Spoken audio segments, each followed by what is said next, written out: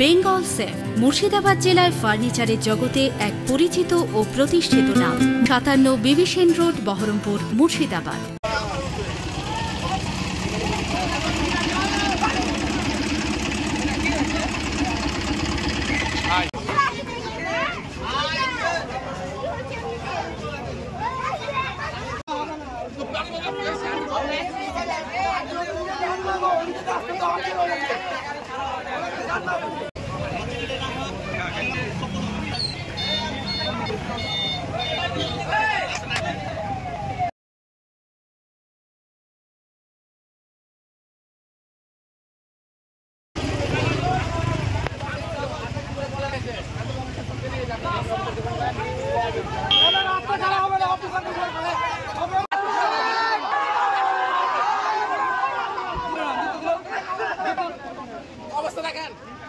দেখেন অবস্থা, দোকান এর দোকান আছে এখানে।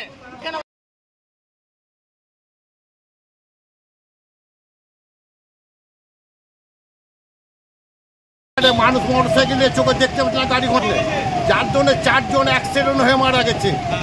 এই লরি, এই ছায়ের গাড়ি এই রোডে চলার জন্য, কিন্তু এইটা নেতা মদতে সব গাড়িগুলো চলছে।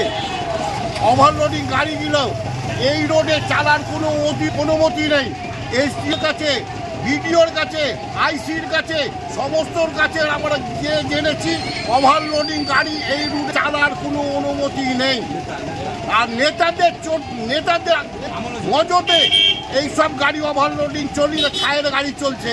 এই দ্রুত ব্যবস্থা খবরে পড়েছে এই রাস্তায় গাড়ি, ছায়ের গাড়ি, ওভারলোডিং গাড়ি চালানোর জামের জন্য ওরা নিজের চোখে দেখতে না পেয়ে গাড়ির সঙ্গে অ্যাক্সিডেন্ট হয়ে মারা গেছে। এইটা দীর্ঘদিন ধরে রাজনীতি নেতাদের মদতে এইসব গাড়ি চলছে।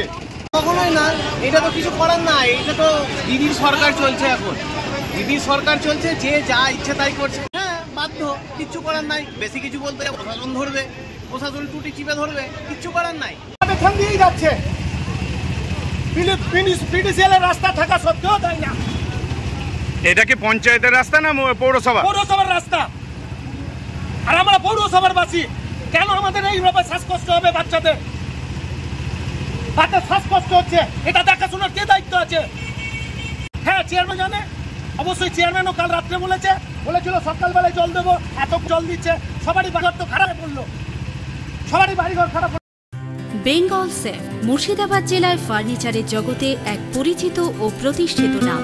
57 বিবি সেন রোড, বহরমপুর, মুর্শিদাবাদ।